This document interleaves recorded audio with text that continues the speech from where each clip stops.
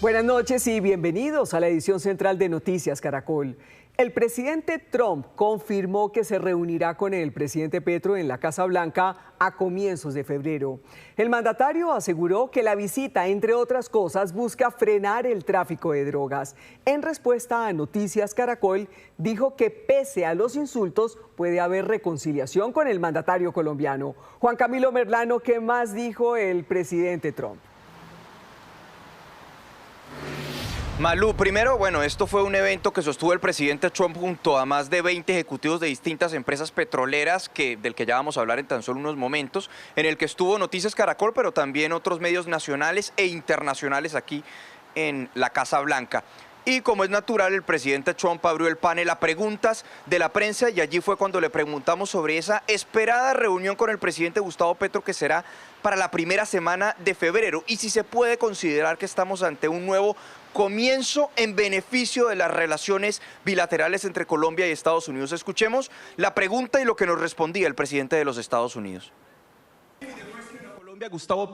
Usted se estará reuniendo con el presidente de Colombia, Gustavo Petro, en unas cuantas semanas. ¿Espera que esta reunión con Gustavo Petro marque un nuevo capítulo, un nuevo comienzo en beneficio de las relaciones entre Colombia y Estados Unidos?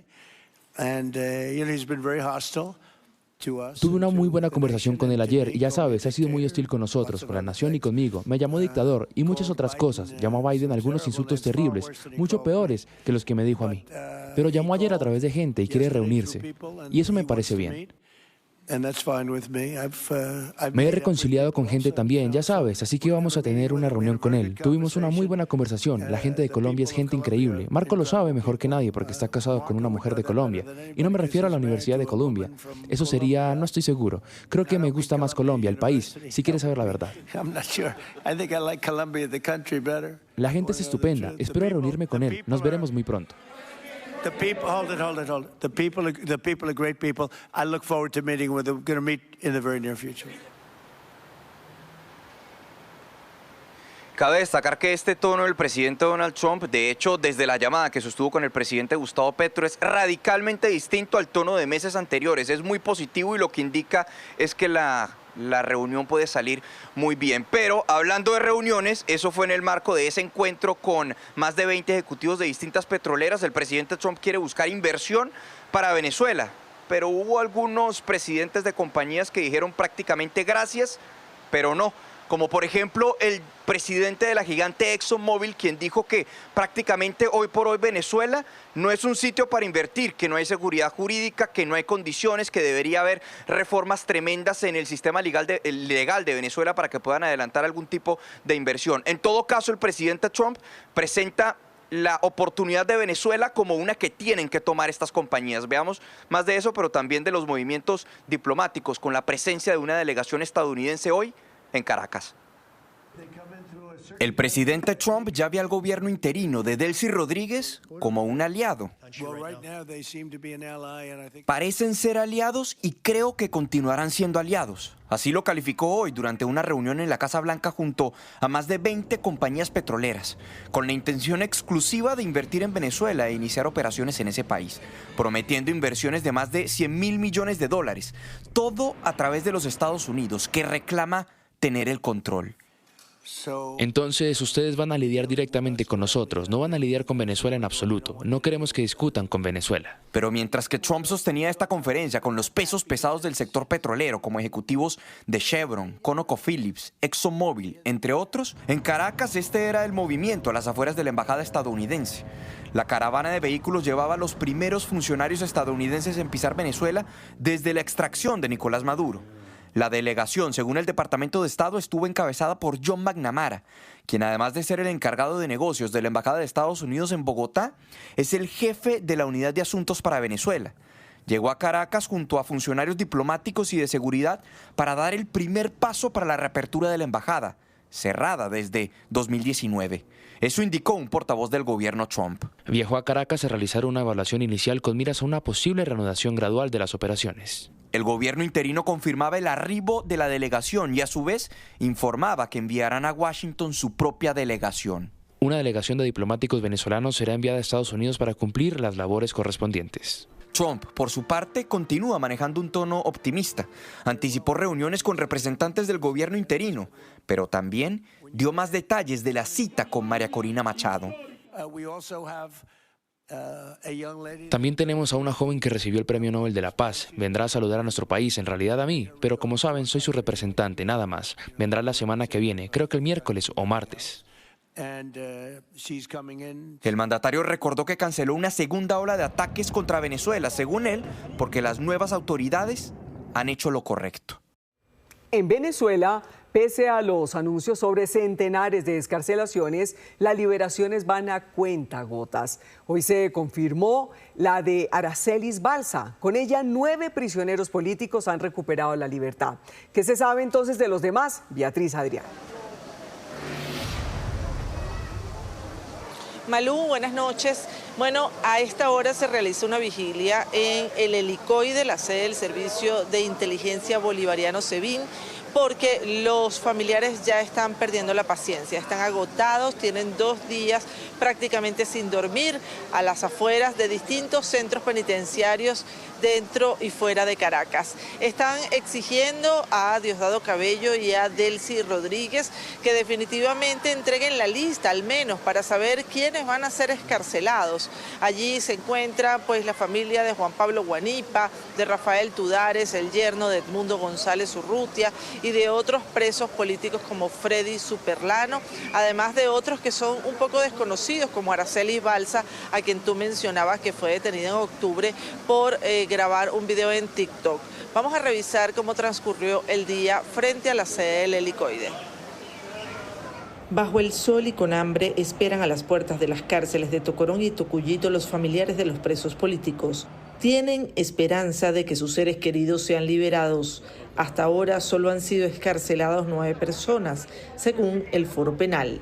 Los 5 españoles, los dirigentes políticos Viallo Pilieri y Enrique Márquez, el soldado Larry Osorio, y hoy se confirmó que salió en libertad Aracelis Balsa, quien fue capturada en octubre por criticar a Maduro en un video de TikTok. Hoy, frente al helicoide, otros familiares también esperaban la buena noticia de la libertad. Vamos a continuar alzando la voz por todos los presos políticos. No son 2, no son 3, no son 4. Son más de 1000 personas que actualmente están en Venezuela injustamente detenidas y vamos a continuar exigiendo su libertad. De igual manera, vamos a continuar exigiendo que se desmantele el aparato represivo que continúa manteniendo a estas personas injustamente detenidas. El hijo del dirigente político Juan Pablo Guanipa también manifestó su descontento porque su padre continúa en prisión. La excarcelación de mi padre no ha ocurrido. Hago este video para hacer una exigencia directa a Jorge y Delcy Rodríguez. Deben liberar a todos los presos políticos ya, en este momento. El senador de Estados Unidos, Rick Scott, envió un exhorto a la presidenta encargada Delcy Rodríguez y al ministro de Interior y Justicia, Diosdado Cabello, para que sean de inmediato excarcelados todos los presos políticos. Hoy la presidenta encargada Delcy Rodríguez sostuvo conversaciones telefónicas con los presidentes de Brasil, Colombia y España sobre los acontecimientos de los últimos días. Colombia y Venezuela, la patria grande, la gran Colombia, que marchemos juntos por un solo camino y podamos atender desafíos y problemas comunes de nuestros países. Le agradezco al presidente Petro su llamada y su respaldo. Dijo que se comprometieron a avanzar en los problemas que les afectan de manera común bajo una agenda de cooperación y respeto mutuo. Pues a propósito, el helicoide es una de las más grandes infamias del régimen que Maduro instaló en Venezuela. Quienes estuvieron allí presos narraron el martirio que vivieron. En lo alto de la roca Tarpeya, en el corazón de Caracas, se levanta el helicoide, un edificio de estructura espiral cuyo propósito original nunca llegó a concretarse. Fue diseñado en la década de los 50, en plena bonanza petrolera de Venezuela, y fue concebido como uno de los centros comerciales más ambiciosos y prestigiosos del país. Hoy sus robustos muros forman parte de la historia más oscura del régimen chavista. En sus pasillos se han documentado algunas de las violaciones a los derechos humanos más graves de las últimas décadas en el mundo.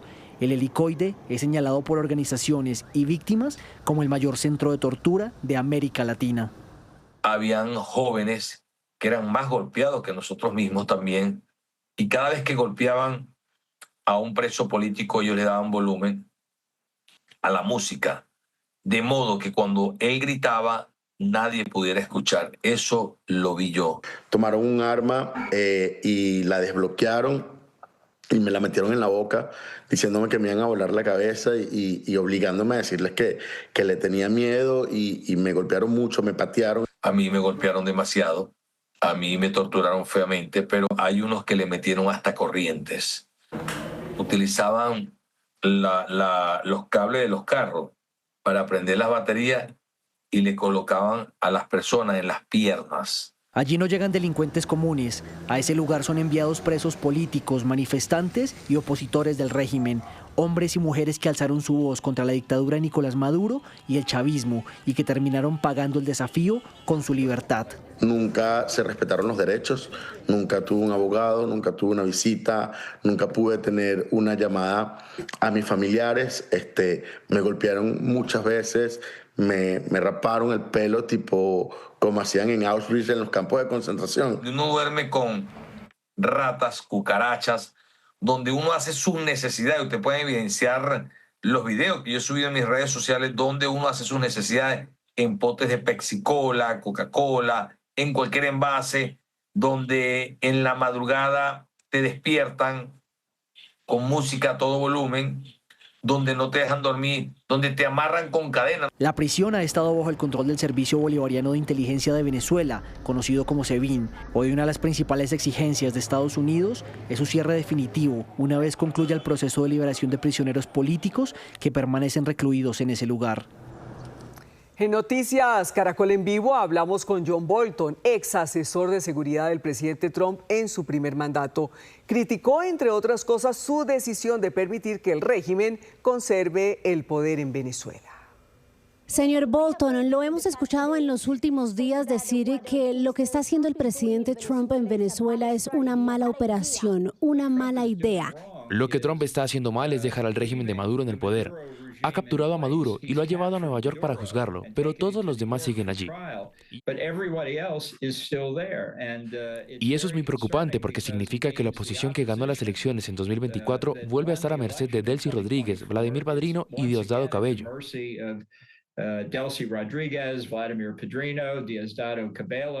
Es decir, todo el régimen excepto una persona sigue ahí. Ese es el error. Deshacerse del régimen, devolver el gobierno de Venezuela a su pueblo, esa es la forma correcta de actuar.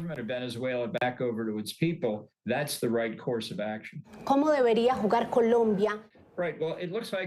Bien, parece que la conversación telefónica que mantuvieron ayer los dos presidentes fue muy bien, así que parece que va a dar lugar a una reunión en Washington. Creo que aún por programar, pero eso es lo que dijo Trump anoche. Y esto es una demostración de lo rápido que Trump puede cambiar de opinión y de por qué no hay un plan estratégico aquí. Primero Venezuela, luego Colombia, luego Cuba. Le doy crédito al presidente Petro. Debió ser una decisión difícil de tomar. Descubriremos qué magia utilizó con Trump, pero es importante tener en cuenta que Trump no funciona como una persona normal. ¿Podría haber nuevos ataques en Venezuela, México u otros países bajo el argumento de que esto es parte de la guerra contra las drogas? Bueno, creo que sería muy desacertado por parte de Trump atacar a cualquier otro país, especialmente a México. En realidad, esto no tenía que ver con las drogas ni con el terrorismo internacional. Tampoco tiene que ver con la inmigración ilegal. Para Trump, creo que se trata del petróleo, pero para quienes piensan en seguridad nacional y la seguridad del hemisferio occidental, se trata de la influencia de países como Rusia, China e Irán, y obviamente el principal sustituto de Rusia, Cuba. Y en otras noticias en el mundo, en Irán se intensifica el estallido social. El ayatolá Ali Khamenei, líder religioso y político, no da su brazo a torcer mientras la violencia y la represión aumentan en las calles. Irán amanecía con su segundo día de bloqueo de Internet, un intento del gobierno de silenciar la ola de protestas más grande desde 2022. Pero eso no fue un impedimento. algunas noticias siguen filtrándose. Mientras tanto, el líder supremo de la República Islámica, el ayatolá Ali Jamenei, advirtió que su país no cederá y afirmó que agentes externos estaban instigando el caos. Todos saben que la República Islámica llegó al poder con la sangre de cientos de miles de personas honorables y no cederá ante los saboteadores. Anoche en Teherán un grupo de vándalos llegó y destruyó un edificio que les pertenece para complacer al presidente de Estados Unidos. Mientras tanto, el hijo del Shah derrocado en 1979, Reza Pahlavi, agradeció a los iraníes que han permanecido protestando en las calles y además le envió un mensaje al presidente de Estados Unidos, Donald Trump, a través de sus redes sociales. He llamado a la gente a las calles para luchar por su libertad y para abrumar a las fuerzas de seguridad con un número abrumador. Anoche lo hicieron. Su amenaza a este régimen criminal también ha mantenido a raya a sus matones, pero el tiempo apremia. La gente volverá a las calles en una hora. Le pido ayuda. Usted ha demostrado y sé que es un hombre de paz y de palabra. Por favor, esté preparado para intervenir y ayudar al pueblo de Irán. El presidente Trump, durante una rueda de prensa, aprovechó y le respondió a ambos. Estamos observando la situación con mucha atención. He declarado con firmeza que si empiezan a matar gente como lo han hecho en el pasado, intervendremos. Les daremos un golpe muy duro donde más les duele. Y eso no significa tropas sobre el terreno, sino golpearles muy, muy duro donde más les duele. Estas manifestaciones marcadas por la violencia, en las que más de 51 personas han muerto y que ya cumplen 12 días, ocurren en un momento en el que Irán está debilitado tras la guerra con Israel y los duros golpes a varios de sus aliados regionales, mientras que la ONU restableció en septiembre sanciones relacionadas con el programa nuclear del país, sumándole la crisis económica con una inflación de 42%.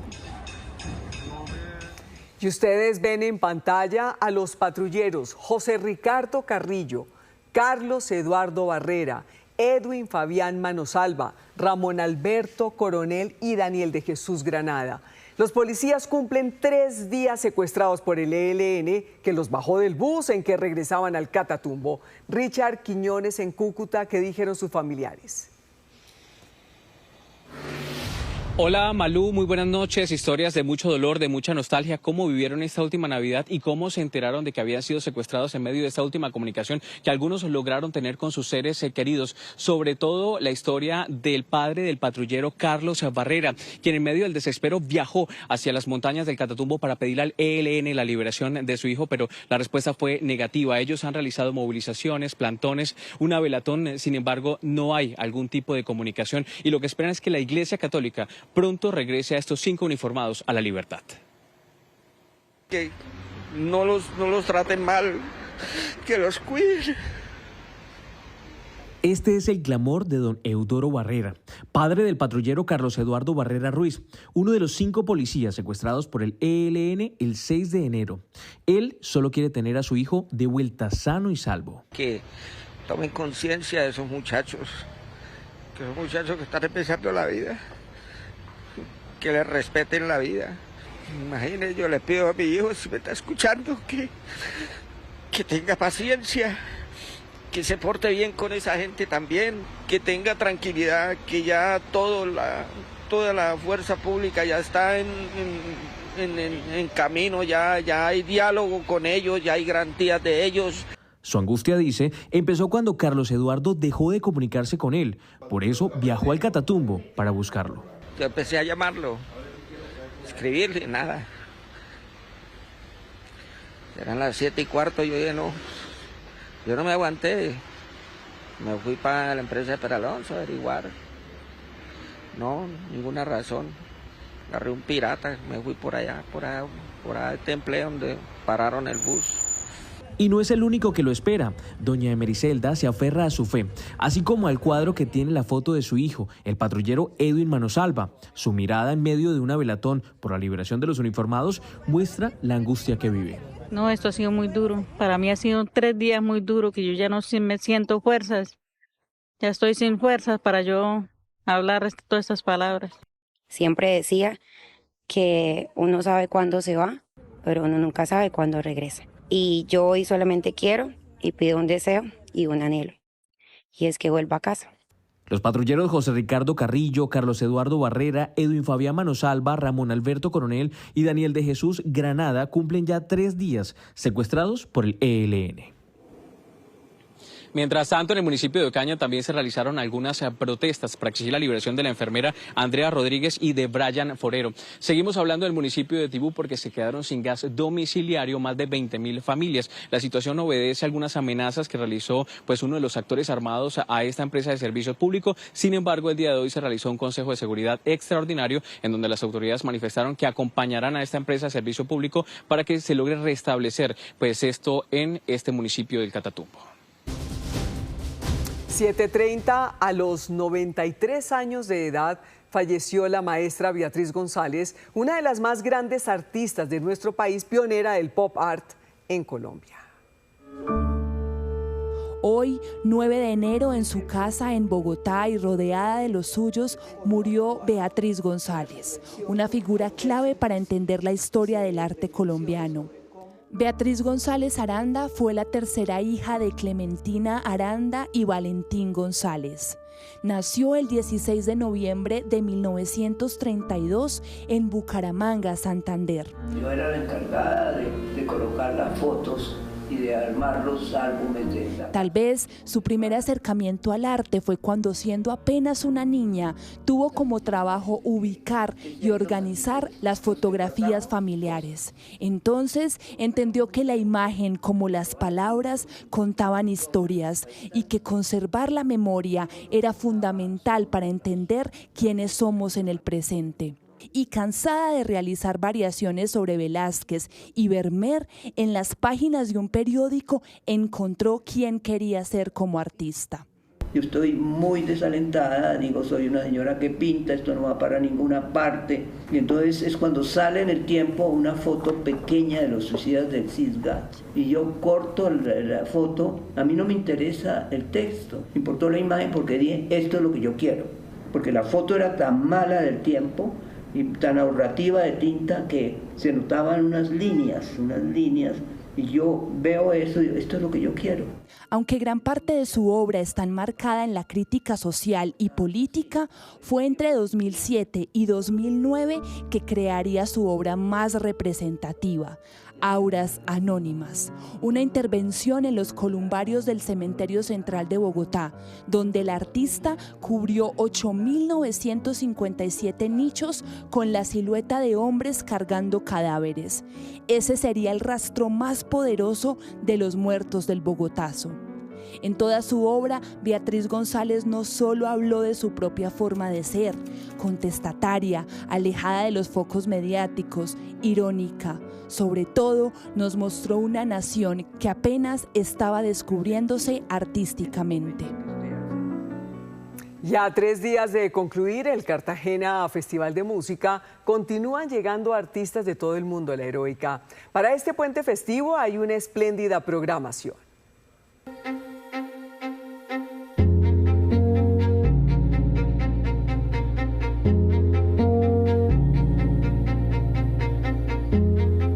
En un recorrido por las piezas más importantes de la música clásica, los hoteles Santa Teresa, Santa Clara, el Palacio de la Proclamación y el Templo de San Francisco se han inundado de las mejores notas de los más destacados intérpretes del género.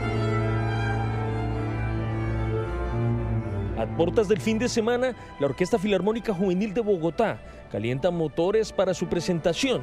No solo un honor por estar aquí, sino que también vienen una cantidad de artistas importantísimos como Maxim Vengerov, la orquesta Franz Liszt de Hungría, el maestro Paquito de Rivera, etcétera. Son grandes músicos de la más grande talla mundial. Colaboraciones magistrales entre Colombia y el mundo y que marcan un hito importante en esta 20ª versión del festival. Como Marian Battistelli, soprano de ópera italiana que cantará con la Filarmónica Juvenil. Yo nací en Etiopía, me crié en Italia, entonces y ahora estoy aquí en Cartagena. Es como mezclar diferentes culturas y todas que aparecen y empiezan desde el corazón, desde las emociones. Entonces creo que sea una mixtura fantástica. una sinergia entre el talento joven nacional y la madurez de músicos de gran trayectoria. Son jóvenes muy talentosos, muy buenos y nada tienen que envidiarle a ninguna de las agrupaciones que vienen y al contrario están compartiendo muchos espacios, que es la idea del festival. Los escenarios del Festival de Música han estado con aforo completo y se espera que en el gran evento de cierre se rompan todos los récords de asistencia. La tasa representativa del mercado que regirá mañana será de 3.717 pesos con 9 centavos. Bajó. El petróleo de referencia Brent subió hasta los $63 con 10 centavos por barril. El café bajó y su precio de referencia para mañana será de 2.677.000 pesos por carga en promedio en las principales cooperativas del país. Y desde el próximo miércoles, el pasaje de Transmilenio costará 3.550 pesos. Según la Alcaldía de Bogotá, se mantienen los beneficios para las poblaciones vulnerables registradas en los programas de integración social, que recibirán entre 1 y 22 pasajes gratis al mes. Además, continúa la ventana de tiempo para transbordos sin cobro adicional de 2 horas y 5 minutos. Y el área metropolitana del Valle de Aburrá fijó el aumento para el transporte público. El reajuste es del 11.9%. Para un viajero del metro de Medellín, la tarifa subió 390 pesos. Pagará 3.820 pesos por pasaje. El transporte público colectivo aumentó 400 pesos. El tiquete quedó en 3.800 pesos. Mañana arrancan a regir los nuevos precios. Y el próximo lunes festivo 12 habrá pico y placa para ingresar a Cali, a la ciudad de Cali, por la carretera al mar. Según la Secretaría de Movilidad, la medida aplica entre 3 y 5 de la tarde para las placas terminadas en 0, 2, 4, 6 y 8, y de 5 de la tarde a 7 de la noche las terminadas en 1, 3, 5, 7 y 9. Y un joven bogotano transforma la dificultad en inspiración. Desde hace 2 décadas pinta con la boca y enseña que el verdadero talento nace de la perseverancia y la pasión. Hola, soy Román Luna Rojas y esta es mi historia.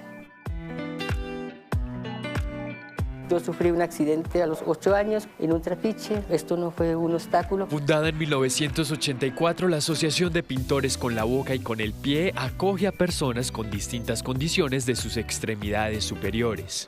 Somos una familia integrada por muchos artistas que pintamos con la boca, con el pie. Román también es conferencista en el área motivacional y docente universitario de pintura. Es una persona muy dedicada a su trabajo. A pesar de las adversidades, ha sabido salir adelante, ha sabido superarse. Román, ¿cuál es su mensaje para las personas que creen que la discapacidad es un impedimento? Jamás se den por vencidos.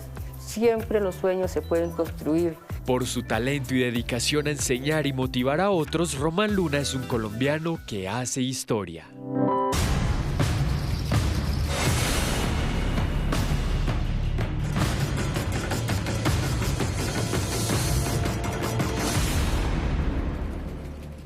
Changó, el gran putas, la obra cumbre del escritor colombiano Manuel Zapata Olivella, es el clásico que mejor retrata uno de los dramas más dolorosos de la humanidad, la esclavitud y la lucha por la libertad. A partir de hoy, iniciamos una serie de reportajes en busca de la realidad de la ficción de la novela de la diáspora africana en América.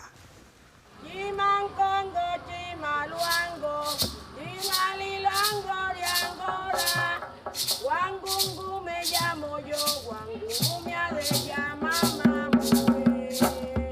Changó es la huella de África en América. Su nombre suena en el sonido de arpa de la cora y en el lamento de los tambores.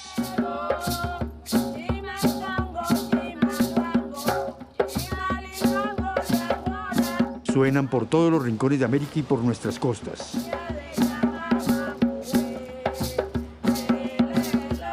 Suenan en San Basilio de Palenque, el primer pueblo libre de América. Changó, el gran putas, el clásico colombiano de la diáspora africana de Manuel Zapata Olivella, es el retrato de una civilización sometida a la esclavitud por Europa, la loba blanca, y su lucha por la libertad. Changó, Changó, buscaste fuera de África la loba blanca para cumplir tu venganza, la que vende y compra por un doblón de cobre, un collar de vidrio, por 3 reales, un rebaño de hombres. El destierro de los hombres fue la maldición que impuso Changó, espíritu de la guerra y el trueno, del fuego y de los tambores, el día que fue expulsado del Olimpo africano por rebelarse contra sus hermanos. Lo cuenta el mito en la obra de Zapato Olivella. En esa venganza nació la tragedia de la esclavitud. Es como que si hubiese una ley del karma dharma siguiendo las tradiciones occidentales. El profesor William Mina, estudioso de la novela, ve a Changó como el gran protagonista detrás de la diáspora, la salida de millones de africanos de su continente. Un hombre, un individuo, una familia y una civilización se comporta de acuerdo a sus actos, pero esos actos al mismo tiempo se le pueden devolver. En el fondo ese es el rol de Changó. Y en esa tragedia de la esclavitud se mezclaron las lenguas y las sangres. Vendrá la gran nave en donde se confundirán todas las sangres. Estarán unidas aunque las separen las lenguas y las cadenas. Entrar a las páginas de Changó, el gran putas de Manuel Zapato Olivella es como entrar a una casa llena de espíritus, en la que los vivos hablan con los muertos. Y mucho más allá, los muertos construyen su propia historia.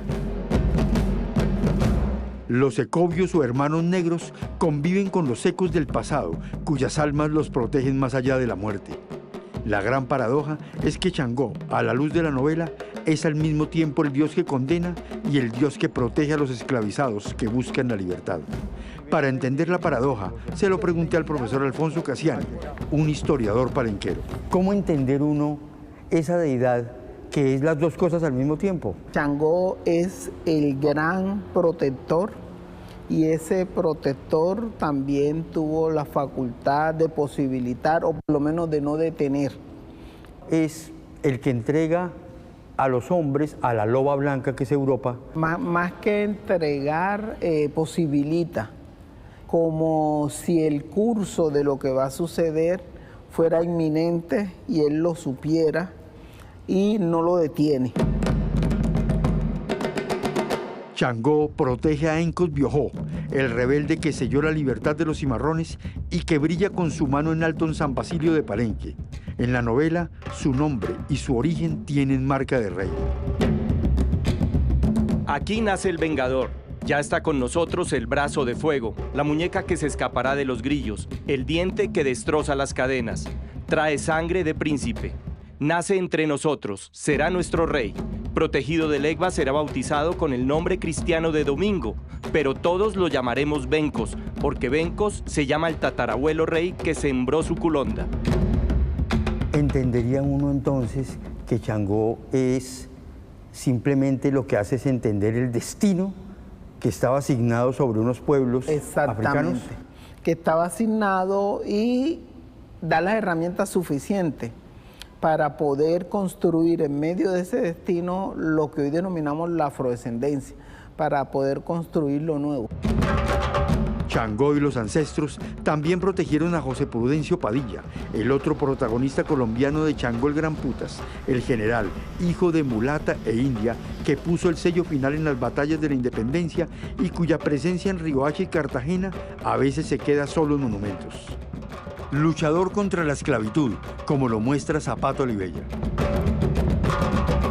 Nunca, nunca desistiré de luchar en mi país que se llama cristiano contra la esclavitud y su tráfico sangriento. Padilla residía aquí en el barrio de Getsemaní debido a que él tenía mucha afinidad con la gente de color. El líder juvenil Davinson Gaviria ha recorrido el barrio Getsemaní muchas veces, contando la historia de Padilla ligada a ese sector de Cartagena. Se embarcó a los 14 años en un barco español y ahí empezó como trabajando en la servidumbre del barco y fue ascendiendo hasta llegar a ser contramaestre, que era el máximo rango al que podía aspirar porque él era una persona de piel morena o era de negro, era un mestizo. Bencos y José Prudencio iluminan las páginas de la obra Cumbre de Manuel Zapato Olivella en un camino de espinas que tiene mucho de realidad y de mito, de sangres encontradas, de hombres y de dioses. Mañana iniciamos la exploración de Changó, el Gran Putas, en el primer pueblo libre de América, San Basilio de Palenque, reconocido por la UNESCO como Patrimonio Cultural e Inmaterial de la Humanidad. Esto es Noticias Caracol, primero la gente.